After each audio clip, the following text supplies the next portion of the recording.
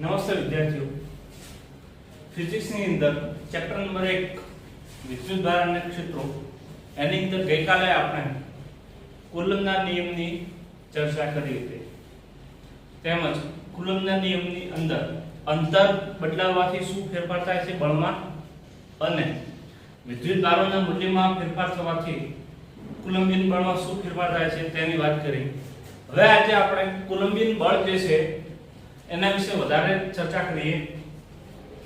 આપણે સૌ જાણીએ છીએ કે બળ એ સદિશ રાશિ છે. સદિશ રાશિ એટલે એવી રાશિ કે જેને દર્શાવવા માટે મૂલ્ય ઉપરાંત દિશાની પણ જરૂર પડે. બરાબર છે? જેમ કે આપણે કોઈ આગળ વ્યક્તિ હોય એને ધક્કો મારીએ છીએ તો આ મેં બળ લગાડ્યું તો એ બળની ચોક્કસ દિશા છે.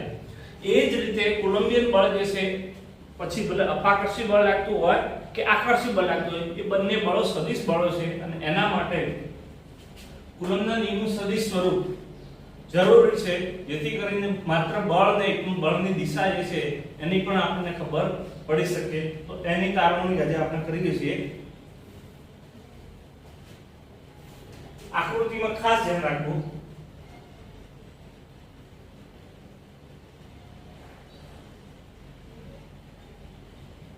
ધારો કે આપણી પાસે કાર્ટેશિયન સંજ્ઞા પદ્ધતિ છે. આ પદ્ધતિ એની અંદર O બિંદુ જે છે એને આપણે ઉદ્ગમ બિંદુ લઈએ છીએ. ઉદ્ગમ બિંદુથી r1 જેટલા અંતરે રહેલ એક સ્થાન સદિશ કે જેના ઉપર આપણે q1 વીજભાર લઈએ અને ઉદ્ગમ બિંદુ O થી r2 જેટલા અંતરે એક બીજો વીજભાર લઈએ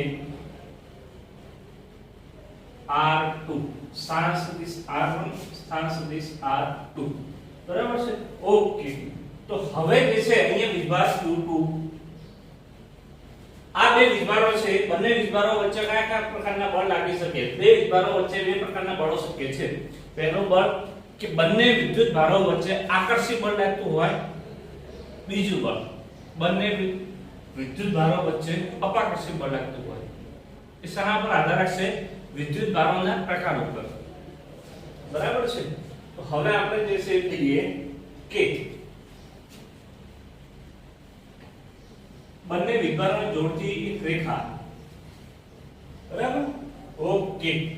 હવે અહીંયા તમારે લોકોએ ખાસ ધ્યાન એ આપવાનું છે કે બીજા વીજભારને લીધે પ્રથમ વીજભાર ઉપર બળ લાગે છે કે પ્રથમ વીજભારને કારણે બીજા વીજભાર ઉપર બળ લાગે છે.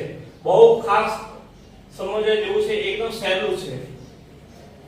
પછી આપણે q1 વીજભારને કારણે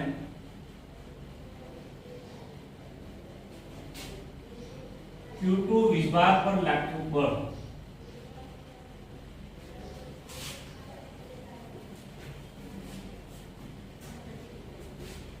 બરોબર? કે જેને આપણે F21 વડે દર્શાવાય. હંમેશા યાદ રાખજો જે વીજભાર પર બળ લાગતું હોય એનો નંબર પ્રથમ. અહીંયા જે છે આપણી પાસે q2 પર બળ લાગે છે તો 2 ને આપણે રાખીશું પ્રથમ. બરાબર? આ સરળતા માટે યાદ રાખવાની રીત છે. q2 વીજભારને લીધે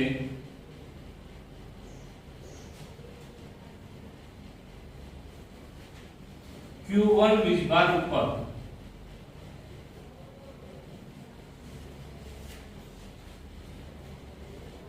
લાગતું બળ F સદિશ. ફરીથી કે કયા વીજભાર પર બળ લાગે છે એ વસ્તુ ખાસ ધ્યાન રાખવાની છે. અહીંયા જે છે q1 ઉપર બળ લાગે છે તો 1 જે છે પ્રથમ આવશે અને 2 પછી આવશે. બરાબર? એટલે કે આમ આપણી પાસે q1 વીજભારને કારણે q2 પર લાગતું બળ તો F21 જેના પર બળ લાગે છે એ પ્રથમ અને જેના કારણે બળ લાગે છે એ પછી. અને અહીંયા સમજવા માટે q2 વીજભારને લીધે q1 પર લાગતું બળ તો q1 ઉપર બળ લાગે છે તો 1 જે છે એ આપણા પહેલા આવશે. આ એટલા માટે કે જેથી કરીને આપણે જે છે કન્ફ્યુઝન થઈ જઈએ. હવે આગળ જોઈએ કે બંને બળો જે છે એને સૂત્રાત્મક રીતે કઈ રીતે તારવે, તો એ આપણે લખી નાખ્યું. એની દિશા કઈ બાજુની હોઈ શકે? તો હવે ધ્યાન આપજો. આપણે અહીંયા લઈએ કે ભાઈ Q1 વીજભારના કારણે Q2 વીજભાર પર લાગતું બળ. તો અહીંયા જોવા જેવું છે કે આ Q1 વીજભાર જે છે એના ઉપર Q2 તરફ બળ લાગશે, એની દિશા જમણી સાઈડની હશે અથવા Q2 તરફની હશે. એટલે કે અહીંયા જે છે આ બળને આપણે આ રીતે દર્શાવી શકીએ સદિશ F21. બરાબર?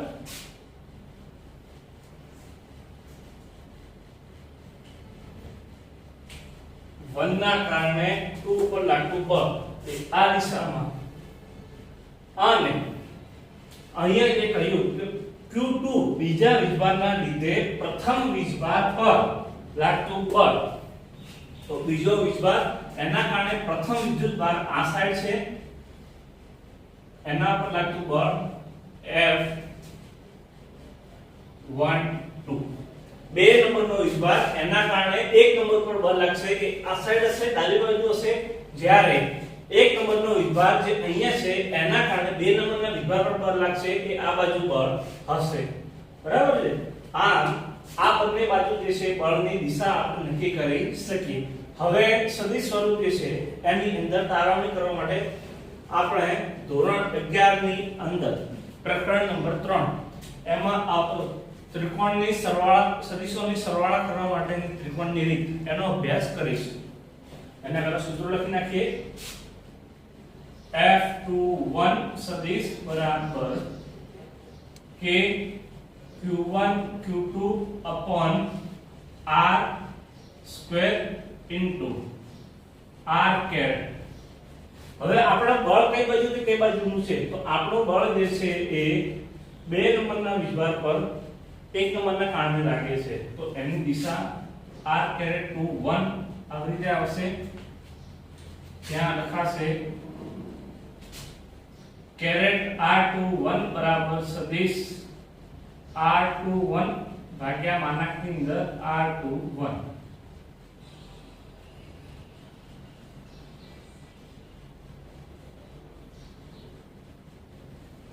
મૂલ્ય અને સદિશ. બરાબર? હવે એક અહીંયા જે છે માહિતી આપણે બાકી રાખવાનું. આ દર્શાવશે આપણને અંતર, કે જે બે વીજભારોનું અંતર. જ્યાં R એ પણ આવશે 2 1, 2 થી કરીને 1 આ બે વીજભારો વચ્ચેનું અંતર R21.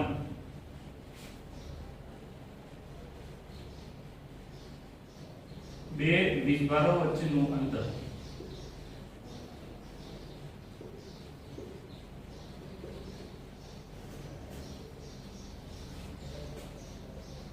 બરાબર છે?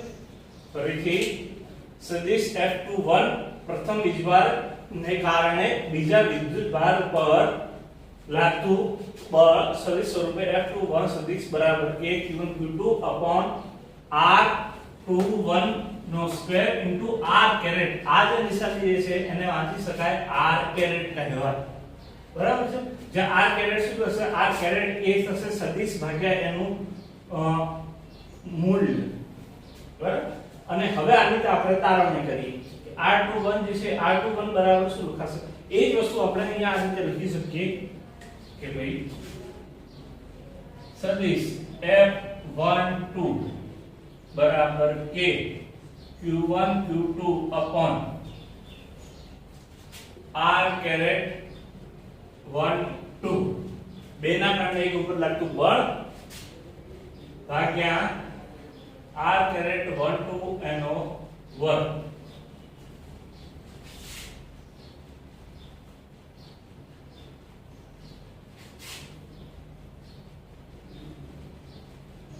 બરાબર છે? હવે જે રીતે અહીંયા આપણા R caret 21 છે એ જ રીતે અહીંયા આપણે લખીશું કે R caret જ્યાં R caret 1 2 બરાબર સદિશ R12 ભાગ્યા R12 નું મૂલ્ય. જેમ અહીંયા છે એ જ રીતે. અને R12 બરાબર બે વીજભારો વચ્ચેનું અંતર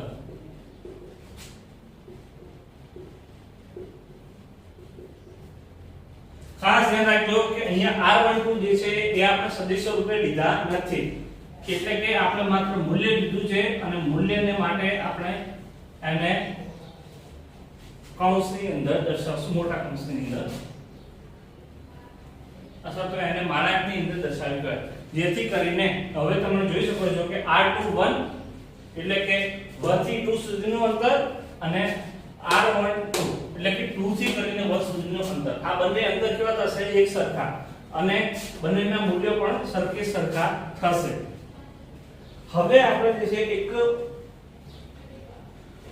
વસ્તુ જે છે જોઈ લઈએ ત્રિકોણના સરવાળા પરથી કે સદિશ R પછી R21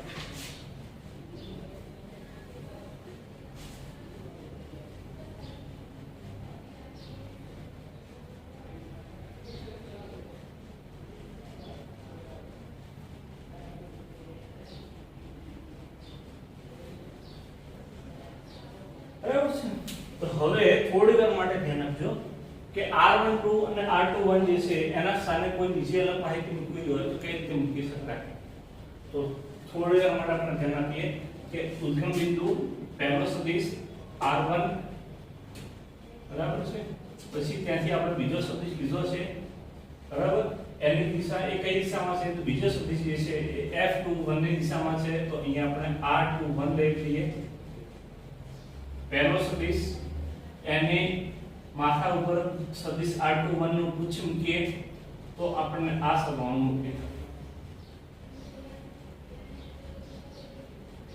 સદિશોના સરવાળા માટે ત્રિકોણની રીત પરથી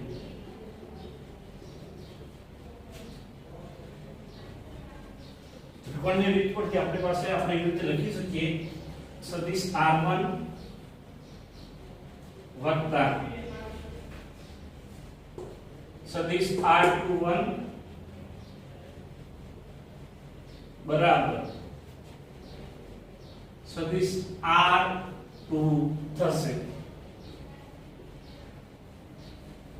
તો આના પરથી જે છે આપણે R21 જે છે એને સૂત્ર કરતા બનાવીએ તો આના પછીના પદમાં સદિશ R21 બરાબર સદિશ R2 માઈનસ સદિશ R1 સમીકરણ નંબર 1 બરાબર છે આ જ વસ્તુ જે છે આપણે કયા બળ માટે લગાડેલી છે તો આ વસ્તુ જે છે એ આપણે સદિશ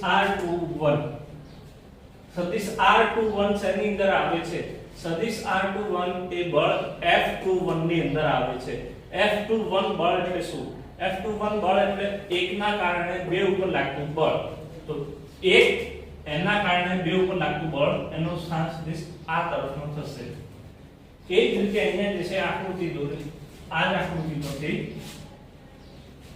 અસર ધ્યાન રાખો અહીંયા કે હવે આપણે બળ લઈએ F12 એટલે કે વીજભાર 2 ના કારણે 1 ઉપર લાગતું બળ વીજભાર 2 ના કારણે 1 ઉપર લાગતું બળ જેની દિશા ડાબી બાજુ થશે બરાબર છે તો આપણા અહીંયા જે છે સદિશ R2 આ સદિશ R1 અને આની ઉપર જે છે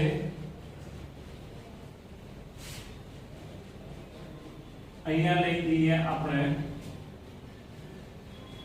સદિશ રહેશે આપણો R12 એટલે કે 2 ના કારણે 1 ઉપર લાગતું બળ અને 2 ના કારણે 1 ઉપર લાગતું બળ એની દિશા છે ડાબી બાજુમાં નવી આકૃતિમાં નવી સિદ્ધ કરીએ તમે કન્ફ્યુઝ થઈ જશો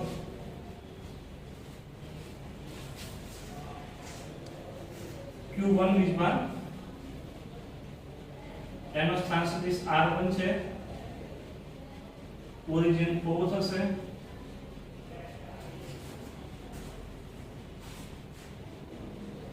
Q2 વીજભાર છે એનો સ્થાન સદિશ R2 થશે બરાબર છે અને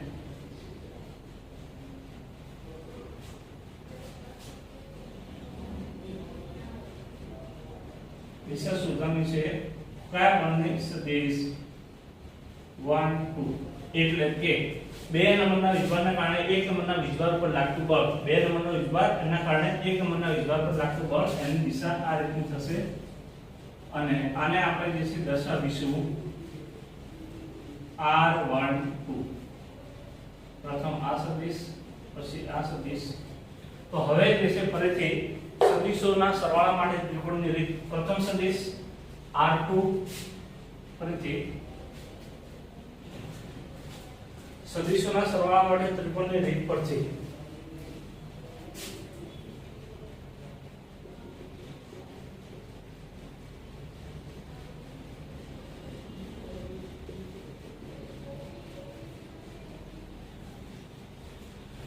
ધ્યાન રાખજો પ્રથમ આપણો સદિશ જે છે R2 સદિશ આ દિશામાં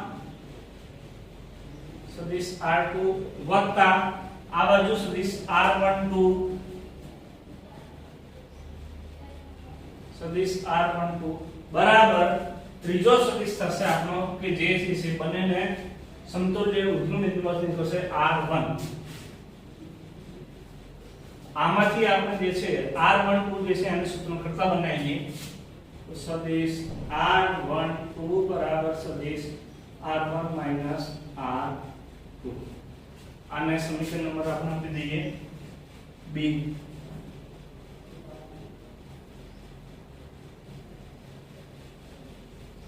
હવે તમે સમીકરણ 1 અને સમીકરણ 2 ધ્યાનપૂર્વક તમે લોકો જુઓ સમીકરણ A સમીકરણ A ની અંદર છે સદિશ R21 જ્યારે અહીંયા છે સદિશ R12 ધ્યાનથી જુઓ સદિશ R12 એની કિંમત થશે સદિશ R1 સદિશ R2 જ્યારે સદિશ R21 એની કિંમત થશે સદિશ R2 R1 મૂલ્યો બંનેના સરખા છે સદિશ R12 બરાબર સદિશ R1 બરાબર છે મૂલ્યની રીતે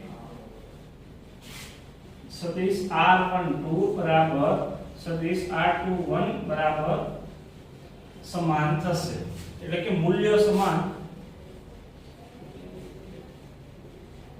પરંતુ બંનેની દિશા કેવી થશે અલગ R21 છે અને અહીંયા છે R12 બંનેની દિશાઓ માત્ર બદલાશે પરંતુ વિરુદ્ધ દિશા મળશે તો આના પરથી આપણે એમ તારણ કાઢી શકીએ કે જેટલું બળ F21 આપશે એટલું જ બળ F12 આપશે પરંતુ બંનેના બળો જે છે એની દિશા માત્ર બદલાયેલી રહેશે એટલે કે આપણે સમીકરણ A અને B ઉપરથી સમીકરણ A અને B પરથી F21 ની કિંમત આપણે મૂકી દઈએ કે Q1 Q2 upon અને આપણે માનક સ્વરૂપે લખીએ જેથી કરીને તકલીફ ન પડે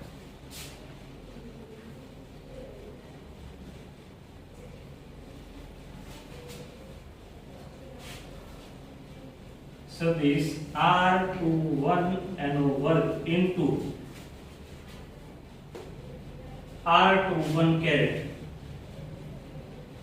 પરંતુ આપણને ખબર છે A અને B પરથી કે R21 અને R12 બંને એકબીજાથી વિરુદ્ધ દિશામાં છે એટલે કે આ સમીકરણની અંદર જો મારે R12 જે છે એના સ્થાનનો ફેરફાર R12 થી કરું તો દિશા બદલાઈ જશે આ જ વસ્તુ આ રીતે લખી શકીએ કે F21 બરાબર K Q1 Q2 upon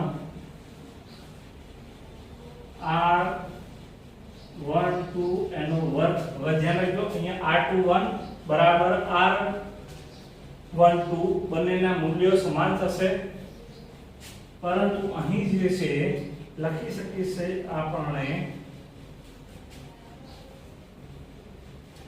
minus R caret 1 2 અને આ મૂલ્ય જો તમે જોશો તો આ મૂલ્ય થશે બળ F12 નું માત્ર અહીં નિશાની જે છે એ માઈનસ ની રહેશે એટલે કે છેલ્લે સમીકરણને આપણે આ રીતે લખી શકીએ સદિશ બળ F21 બરાબર માઈનસ F12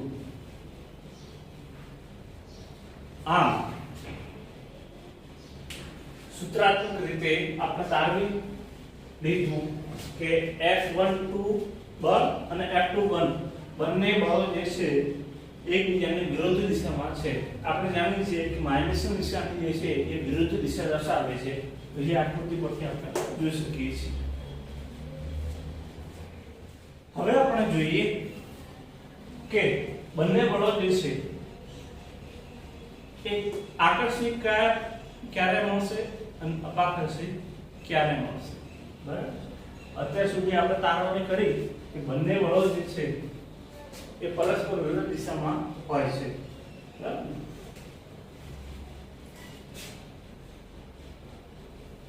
જો q1 ગુણ્યા q2 ગ્રેટર ધેન 0 હોય મળે તો એટલે કે બે વિદ્યુત ભારોનો ગુણાકાર કેવો મળે આપણને ધન સંખ્યા બરાબર છે બે વિદ્યુત ભારોનો ગુણાકાર ધન સંખ્યા મળે તો માઈનસ 5e ગુણ્યા માઈનસ 10e આ ગુણાકાર જે છે કેવો થશે માઈનસ માઈનસ પ્લસ 50e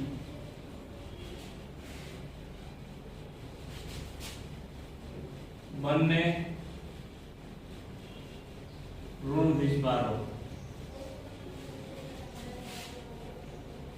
હોય ત્યારે તો આ મૂલ્ય જે છે થશે આપણો પ્લસ 50 ઇલેક્ટ્રોન અને આ જે છે મળશે આપણે ગ્રેટર ધેન 0 એટલે કે જો બે વીજભારોનો ગુણાકાર ધન સંખ્યા મળતી હોય બરાબર છે તો આ બંને વિદ્યુત ભારો જે છે એમની વચ્ચે લાગતું બળ એ અપાકર્ષી બળ હશે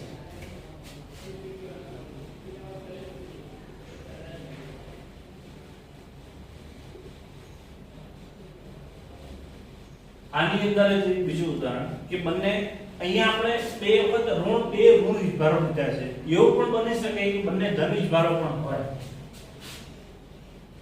50 ઇલેક્ટ્રોન ગુણ્યા 10 ઇલેક્ટ્રોન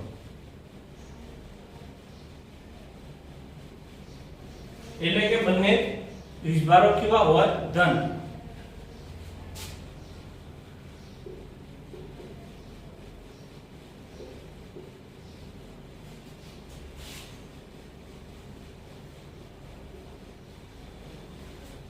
ત્યારે એનો ગુણાકાર પણ થશે 50 ઇલેક્ટ્રોન અને જે આવશે 0 કરતા મોટો એટલે કે ધન સંખ્યા અને ફરીથી આપણને મળશે અપાકર્ષી બળ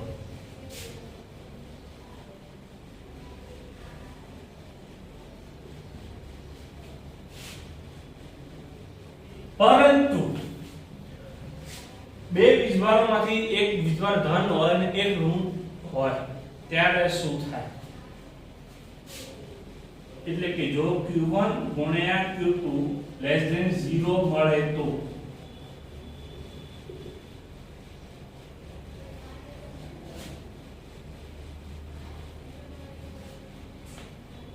જોઈએ આપણે પ્રથમ વીજભાર જે છે એને -50 ઇલેક્ટ્રોન લઈ લઈએ આપણે ગુણ્યા બીજા વીજભારને 10 ઇલેક્ટ્રોન ધન લઈ લઈએ એટલે કે એક ધન વીજભાર અને એક ઋણ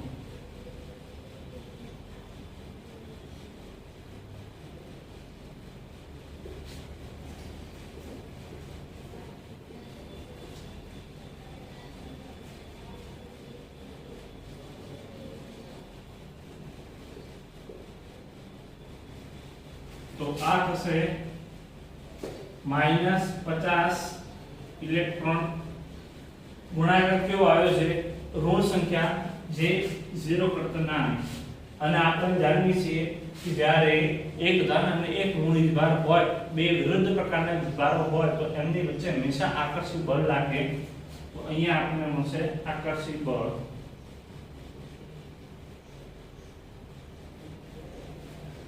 અને આપણે લખી શકીએ અહીંયા વિજાતીય વીજભારો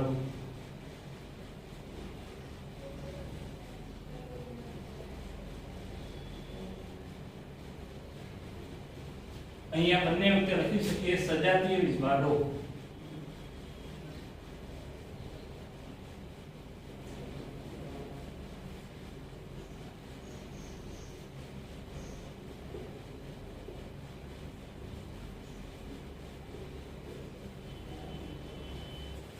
તો આમ નીટની પરીક્ષા માટે કે અન્ય કોઈ કોમ્પિટિટિવ પરીક્ષા એક્ઝામ આવે એના માટે ખાસ યાદ રાખવું કે જો Q1 Q2 એ બંનેનો ગુણાકાર ધન થતો હોય તો હંમેશા વિદ્યુતભારો બંને સમાન હોય કાં તો બંને ઋણ હોય અથવા બંને ધન હોય અને સમાન વિદ્યુતભારો વચ્ચે અપાકર્ષિત બળ લાગે અને જો બે વીજભારો અલગ અલગ હોય એટલે કે એક ધન અને એક ઋણ હોય એમની વચ્ચે હંમેશા આકર્ષિત બળ લાગશે એટલે કે વિજાતીય વિદ્યુતભારો થશે આમ આજે આપણે કુલમ્બના નિયમનું સદિશ સ્વરૂપ અને તે દરમિયાન મળતા બળોના પ્રકાર કેવી રીતે નક્કી કરવા આ માહિતી જોઈ બોર્ડની પરીક્ષા માટે 3 ગુણનો પ્રશ્ન ઘણી વખત પૂછાતો હોય છે સારી રીતે તૈયારી કરવી અને આ ટોપિકની અંદર જ્યાં પણ તમને કન્ફ્યુઝન હોય ત્યાં તમારે નોંધ કરી રાખવી જેથી કરી અને પૂછી શકો અને તમારું કન્ફ્યુઝન દૂર કરી શકો ધન્યવાદ